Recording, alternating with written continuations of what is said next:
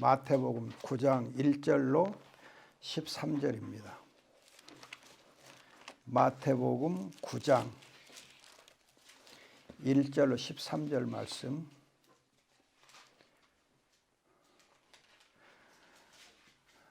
마태복음 9장 1절 13절 읽습니다. 예수께서 배에 오르셔서 바다를 건너가 자신의 성읍으로 가셨다. 그런데 마침 사람들이 한 중풍병자를 침상에 누인 채 데려오므로 예수께서 그들의 믿음을 보시고 그 중풍병자에게 말씀하시기를 아들아 기운을 내라 내 죄가 용서됐다 하셨다. 서기관들 중 어떤 이들이 속으로 말하기를 이 사람이 하나님을 모독하는구나 라고 하니 예수께서 그들의 생각을 아시고 말씀하셨다. 어찌하여 너희 마음속으로 악한 것을 생각하느냐. 내 죄가 용서되었다라고 말하는 것과 일어나서 걸어가라라고 말하는 것 중에서 어느 것이 더 쉽겠느냐. 그러나 인자가 땅에서 죄를 용서하는 권세를 가지고 있음을 너희가 알도록 하겠다. 그런 후 예수께서 그 중풍병자에게 말씀하시기를 일어나서 내 침상을 들고 내 집으로 가라 하시니 그가 일어나서 자기 집으로 돌아갔다.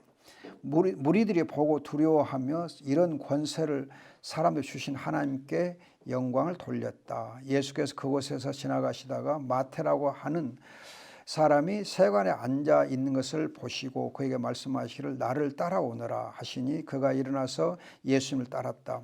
예수께서 집에서 식탁에 앉으셨을 때에 마침 많은 세리들과 죄인들이 와서 예수님과 그분의 제자들과 함께 식탁에 앉았다. 바리새인들이 보고 그분의 제자들에게 말하기를 당신들의 선생은 왜 세리들과 죄인들과 함께 먹느냐 하니 예수께서 이 말을 듣고 말씀하셨다. 강건한 자들에게는 의사가 필요 없으나 병자들에게는 필요하다. 너희는 가서 나는 제사를 원치 않고 긍휼을 원한다라는 말씀이 무슨 뜻인지 헤아려라. 배워라. 나는 의인들을 부르러 온 것이 아니라 죄인들을 부르러 왔기 때문이다. 아멘. 예수님이 이 땅에 오신 목적에 대해서 잘 말씀하고 있습니다. 그래서 오늘 설교 제목은 예수님이 이 땅에 오신 목적입니다.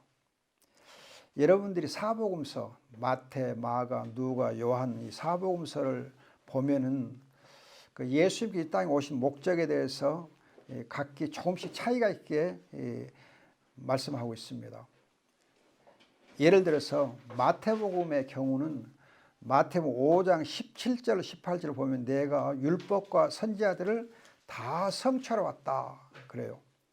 다시 말해 구약에 예언된 말씀들, 구약에 예언된 모든 말씀들을 성취하러 오셨다. 그래서 여러분들 마태복음 1장 2장에 계속 보면은요. 성경에 기록된 대로 이루려 하셨다. 그 말이 굉장히 많이 강조돼요. 반복되고. 그런가 하면은 마가복음 경우는 10장 45절에서 인자가 온 것은 자기 목숨을 많은 사람을 대속물로 주기 위해서 왔다. 자기의 목숨을 대속물로 주기 위해서 왔다. 그 점이 강조되어 있습니다. 누가복음의 경우는 19장 10절에 잃어버린 자를 찾아서 구원하러 오셨다. 그랬고 요한복음의 경우는 요한복음 10장 10절에서 양들이 생명을 더 풍성하게 얻게 하려고 왔다. 양들이 생명을 풍성하게 얻게 하려고 왔다. 이렇게 사복음서에 보면은 말씀 성취, 대속물 주기 위해서 구원하기 위해서 생명을 풍성하게 얻기 위해서 오셨다. 그래요. 그런데 히브리서 9장 26절에서는 자신을 희생제물로 드림으로써 죄를 없애시려고 세상 끝에 단번에 나타나셨다. 그래요. 그리고 이제 히브리서 10장 7절에는 하나님의 뜻을 행하러 왔다. 하나님의 뜻을 행하러 왔다. 그렇게 말씀합니다. 이 말씀과 함께 오늘 9장 이제 13절 보면은 나는 의인들을 부르러 온 것이 아니라 죄인들을 부르러 왔다. 말씀하세요. 나는 죄인들을 부르러 왔다. 마가복음 2장 17절, 누가복음 5장 32절에서도 같은 말씀이 있습니다. 그런데 누가복음 5장 32절에서는 죄인들을 불러서 회개시키러 왔다. 회개시키러 왔다는 말이 더 강조되어 있습니다. 이상의 말씀들을 종합해서 정리해 보면은 구약에 예언된 말씀대로 하나님의 뜻을 행하되 자신의 목숨을 대속의 희생제물로 내주어서 죄인들을 찾아 회개시켜 구원과 생명을 주려고 때가 차서 오셨다. 그것이 예수님의 이 땅에 오신 목적에 대한 요약 정리입니다. 이 말씀들을 배경으로 해서 오늘의 본문 말씀을 보면은 예수님의 목적이 첫째는 땅에서 죄를 용서하는 권세가 예수님에게 있음을 알게 하기 위해서 오셨습니다. 죄를 용서하는 권세가 있음을 알게 하기 위해서. 여러분들이 옛날 그 군주시대 보면은 왕에게 있는 가장 귀한 특권 중에 하나가 사면권입니다. 사면권이 왕이 누렸던 특권이에요. 그런데 이 사면권이 오늘날의 대통령에게도 사면권이 있습니다. 그래서 군주시대의 잔재라 할까요? 군주시대에 있어 특권 중에 현재 남아있는 그 특권은 유일하게 사면권이에요. 사면권. 죄를 용서하는 권세. 아마 이렇게 왕 또는 오늘날의 대통령에게 사면권이 있다고 하는 것은 예수님께서 그리스도 곧 하나님의 아들이시오 만왕의 왕으로서 사면권을 행사하신 것을 우리로 하여금 쉽게 이해하게 하는 하나의 좋은 것이 아닌가 싶어요.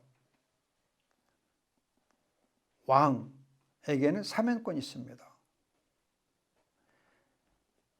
그런데 여러분 정말 주의할 것은 죄의 요소에는 형벌적 요소인 죄책이라는 것이 있습니다. guilt라고 그래요. 영어로 guilt. 죄책이라는 것이 있고 또 본성적 요소로서 오염, corruption이라는 게 두 가지 있습니다. 이걸 주의하셔야 돼요.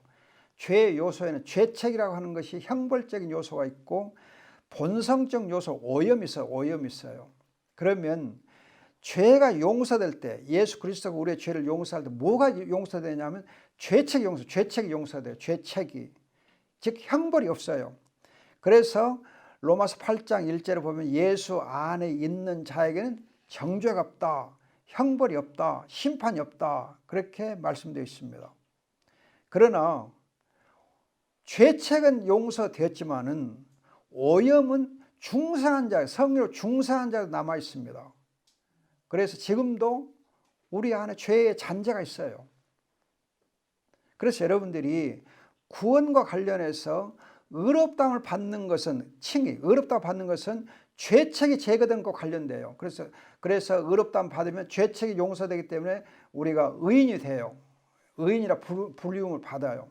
그러나 구원론에 있어서 칭의와 함께 있는 성화의 경우는 오염이 날마다 제거되는 것과 관련된 오염이 제거돼요. 그래서 우리가 우리 안에 있는 그런 더러운 오염들을 말씀과 성령으로 씻어내는 것이 바로 성화예요. 거룩하게 되어가는 것. 의롭게 되는 것은 죄책과 관련되고 거룩하게 되는 것은 오염과 관련돼요.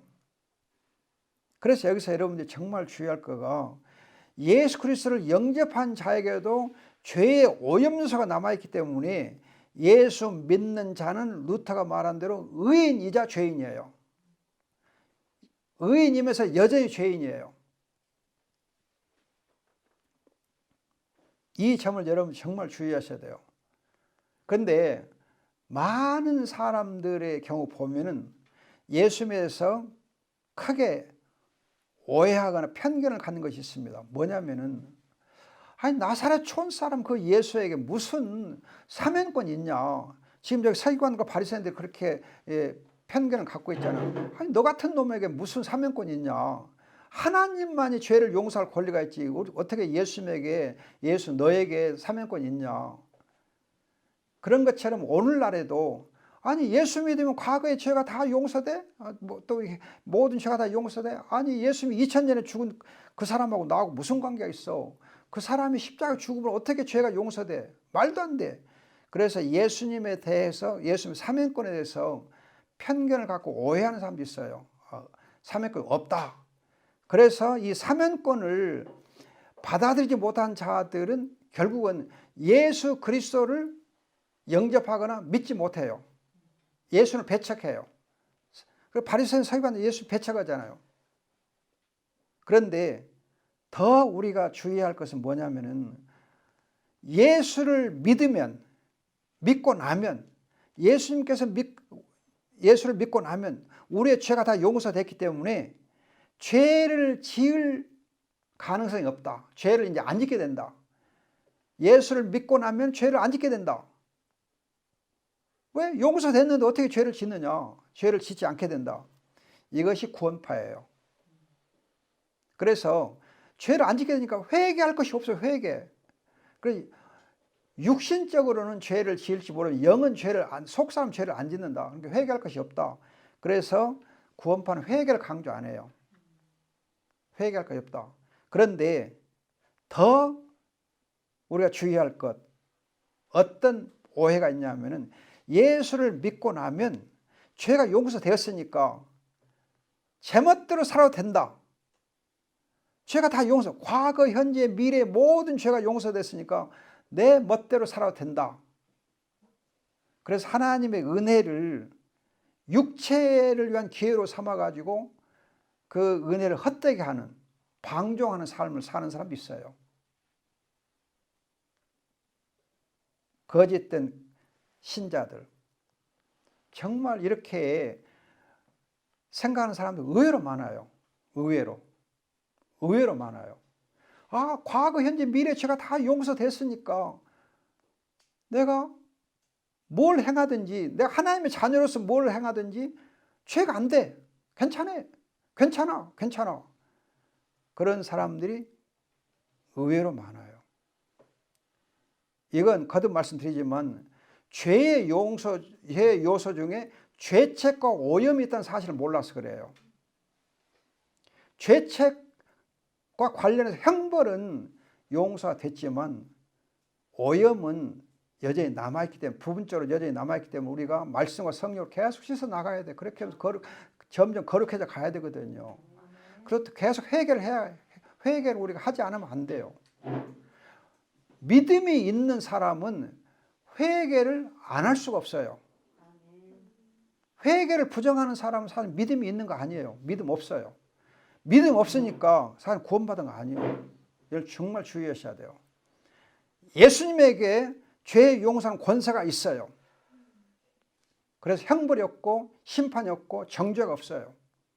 그러나 우리가 예수 안에서 말씀과 성령으로 날마다 우리 자신을 씻어 나가야 돼요. 거룩해서 가야 돼요. 그래서 성경에 보면 내가 거룩하니 너희도 거룩하라 말씀하시는데, 레이기에서 그렇게 말씀했는데 이제 이 사도 베드로도 그걸 강조해요. 그러면 사도 바울도 우리를 부르신 것은 거룩하게 하기 위함이다. 하나님 우리를 부르신 목적은 거룩하게 하기 위함이다 말씀해요. 고린도 후서에도 보면 우리가 온전하게 거룩함을 이루어라 그렇게 말씀해요. 거룩함은 이루어가는 겁니다. 이루어가요. 자, 두 번째로 예수님이 부르신 목적이 뭐냐, 예수님이 이 땅에 오신 목적이 뭐냐 하면 질병을 치유하여 하나님께 영광을 돌리게 위함입니다. 이 앞서 8장에서 말씀하기를 8장 17절에서 우리의 죄와 우리의 질병을 친히 짊어지셨다 그랬어요. 예수님께서 친히 죄와 우리의 질병을 짊어지셨다 그랬는데, 짊어지실 뿐만 아니라 그 죄를 용서하시고 질병의 뿌리가 되는 죄를 용서함을 말미암아서 질병까지도 치유해 주십니다. 치유하심으로 해서 8절 하반절을 보면은 하나님께 영광을 돌리게 한다. 영광을 돌리게 해요. 죄를 짊어지셨고 질병을 짊어지셨고 죄를 사해 주셨고 질병을 치유해 주심으로 하나님께 영광을 돌리게 합니다.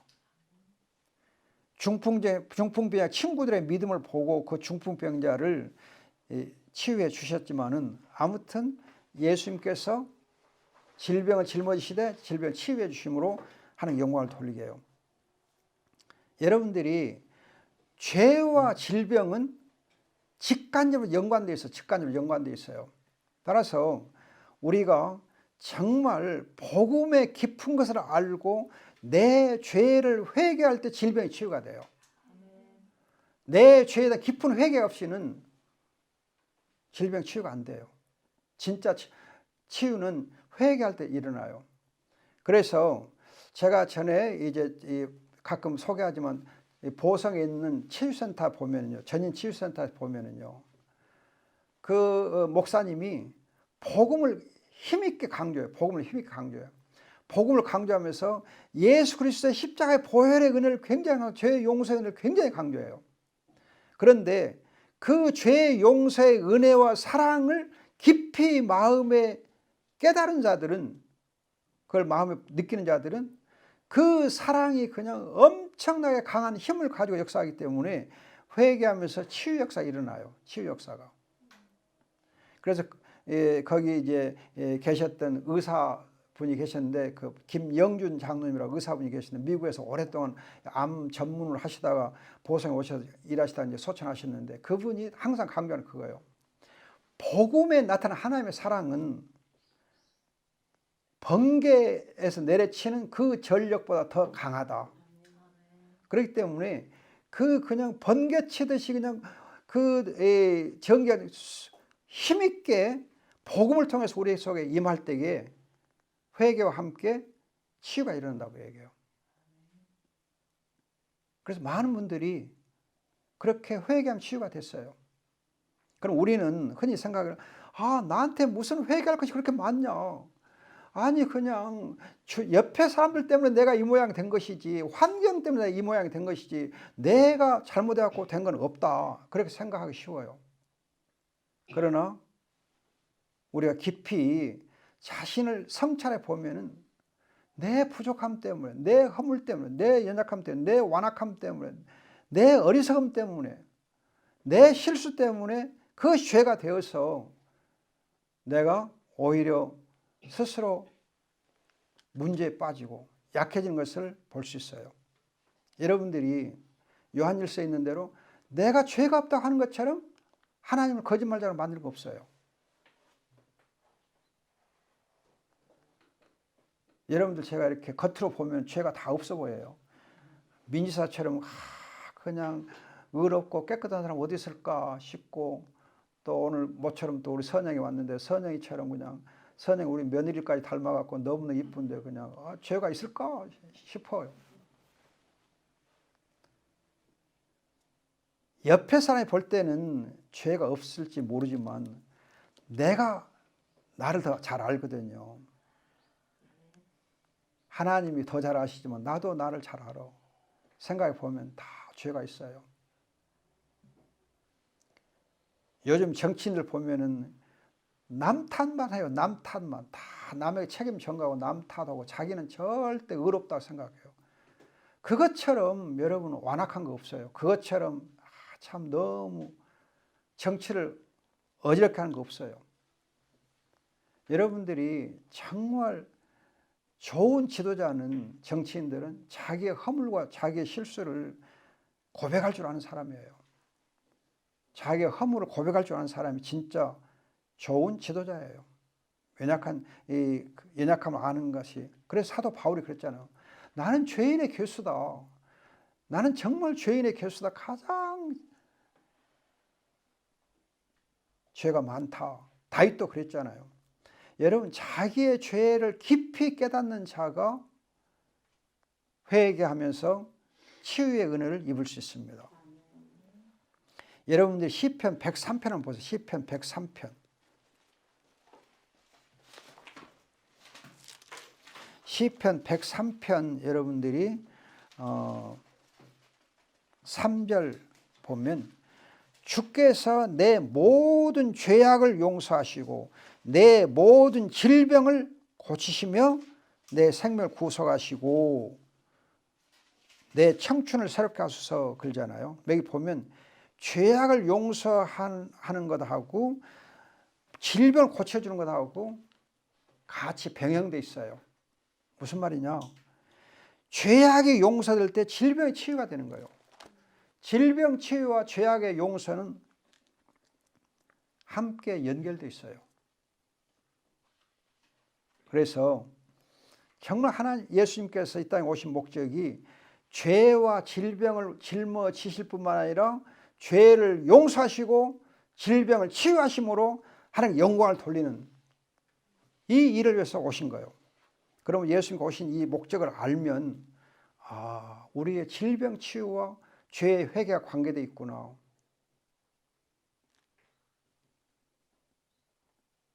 특히 정신적으로 문제 있는 분들의 경우는 자기 안에 있는 이 문제들을 잘 보고 솔직하게 고백할 때에 치유가 되는 거예요. 그걸 고백하기가 어려운 거예요.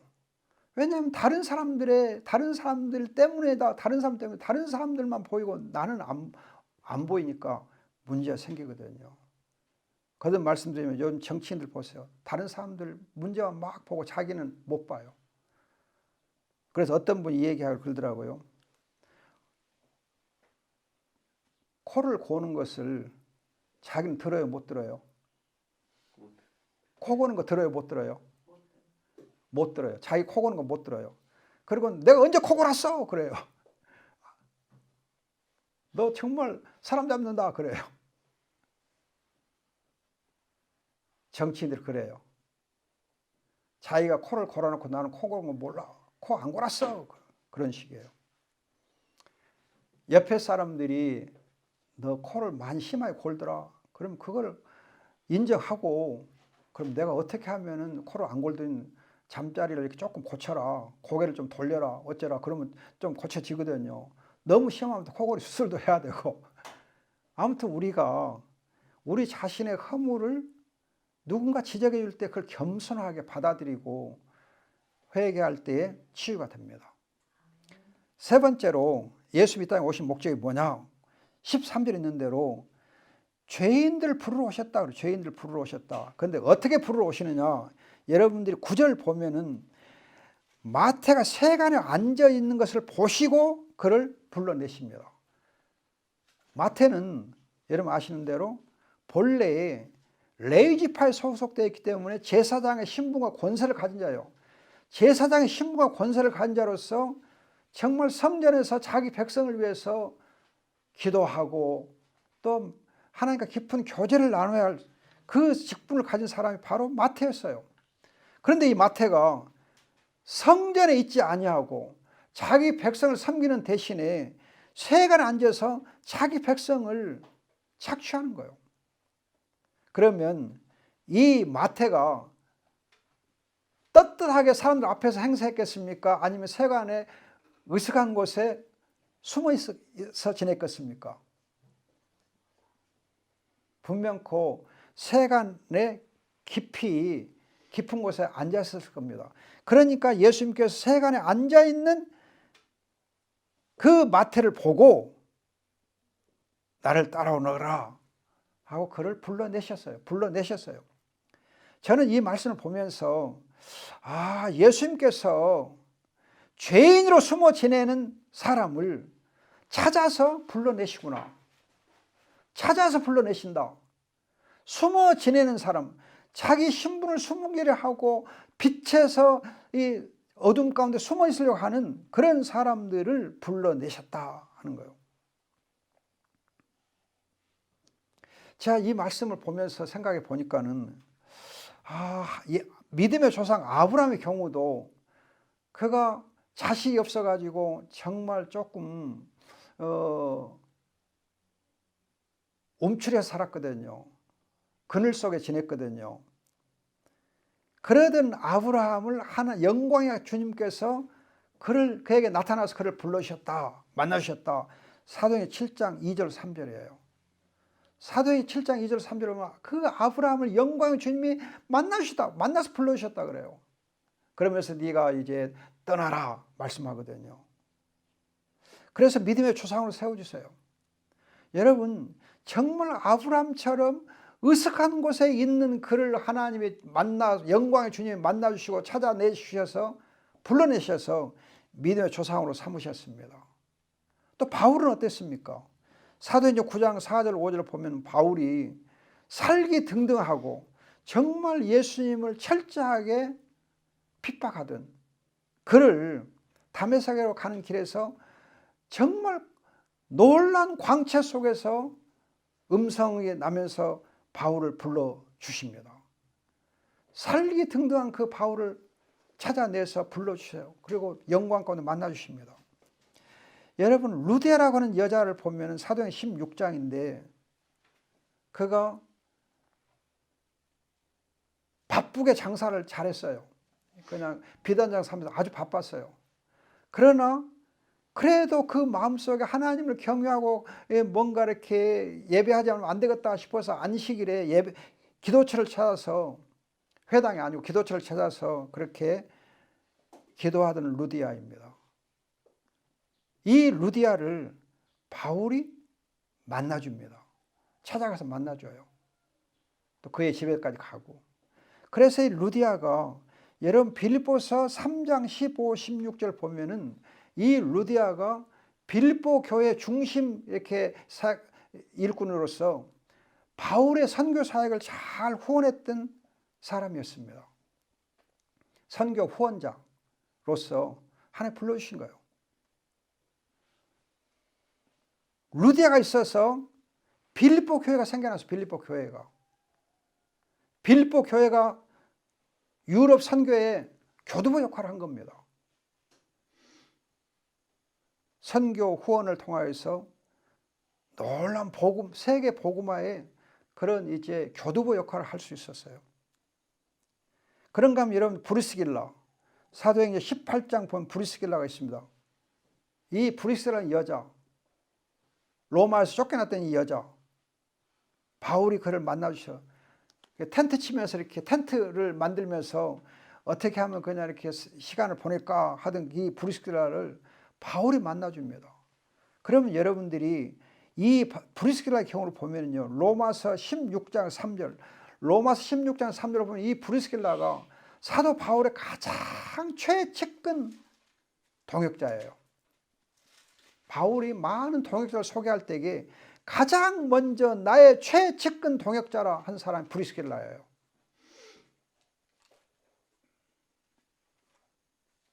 이걸 보면 예수님께서 숨어 지내는 사람들을 찾아서 불러내서 아브라함의 경우처럼 보면은 믿음의 조상으로 세우시기도 하고, 바울과 같은 경우를 보면은 정말 제자 중에 제자로 하나님이 세우시고 선교사로 세우시기도 하시고, 루디아 같은 경우는 선교 후원자를 하나님 불러 세우시고, 브리스길라 같은 경우는 복음의 동역자를 하나님이 세워주십니다. 여러분들이 마태복음 28장 19절 보면 28장 19절 보면은 가서 모든 족속으로 제자를 삼으라 그래요. 그러면 이 말씀 보면은 예수님께서 부르신 자마다 제자가 되게 하시는, 제자가 되게 하는 거예요. 제자가 되게 해요. 우리를 복음으로 부르신 목적이 뭐냐? 제자 삼기 위해서. 아, 나는 제자 되기에는 좀 부족해. 그게 아니에요. 누구든지 예수를 믿는 사람이면 제자의 길을 걸어야 돼요. 제자의 신분과 권세를 얻어야 돼요. 그걸 또 누리고 살아야 돼요. 나는 제자 아니요. 아니요. 제자가 되어야 돼요. 여러분들이 실제적으로 예수의 제자가 되는 방법은 뭐냐면요, 목사 입장에서 보면은 좋은 목사 만나서 좋은 제자가 되는 것이 여러분 예수 제자가 되는 방법 중 하나예요. 제가 이 말씀을 놓고 아침에 생각해 봤어요. 그랬더니 제가 80년대 동명교회 대학부를 지도할 때에 정말 하나님께서 말씀을 역사해 주셔서 좋은 제자들을 세워주셨는데, 80년대니까 지금 벌써 40년 지났는데 40년 지난 지금도 그 친구들이 저는 목사님의 제자입니다. 그 말을 꼭 해요. 저는 목사님의 제자입니다. 평생 제자입니다. 그런 사람들이 상당히 있더라고요. 제가 다 기억은 못하지만 한 30명 정도가 지금도 나는 목사님 제자예요. 그런 사람 한 30명 돼요. 얼마나 감사한지 몰라요. 사실 그 당시 당회장 목사님은 최기철 목사님이셨는데 최기철 목사님에게도 존경을 하면서도 그러나 직접적으로 목자와 양의 관계로서 제자의 됨을 이렇게 고백하는 사람들이 있어요. 감사해요. 그래서 지금도 그 친구들이 무슨 일을 할 때는 저한테 전화를 해오고 자문을 받아요. 최근에는 금년 들어서 한 이제 제자 목사가 책을 하나 쓰려고 그러면서 목사님 책을 어떻게 써요? 한번 써봐라. 그래서 지도를 해주고 다 이렇게 교정을 해줬어요. 그래서 책이 좋게 나왔어요. 제가 보면서 깜짝 놀라게 정말 좋은 책을 냈어요. 진화의 허구 12가지. 정말 잘된 책이에요. 근데 깜짝 놀랐어요. 너무너무 잘 써서. 그리고는 목사님 덕분입니다. 감사해요. 여러분, 정말 우리가 제자로 부르심을 받아서 제자다운 제자가 되는 것이 가장 큰 행복이에요. 예수님께서 이 땅에 오셔서 우리를 부르신 목적이 제자 되는 거예요.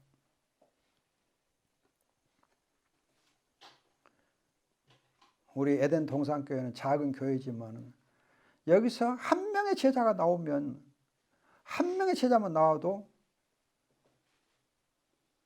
감사한 거예요. 제 목회는 성공하는 거예요.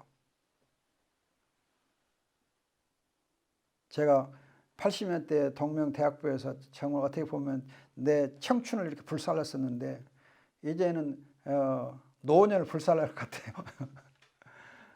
마지막 노년에 내가 할 수 있는 게 뭔가 정말 에덴 동산교회를 통해서 내 노년을 불살라서 좋은 제자를 양성해 낼 수 있다면 그것이 하나님께 영광을 돌리는 거다.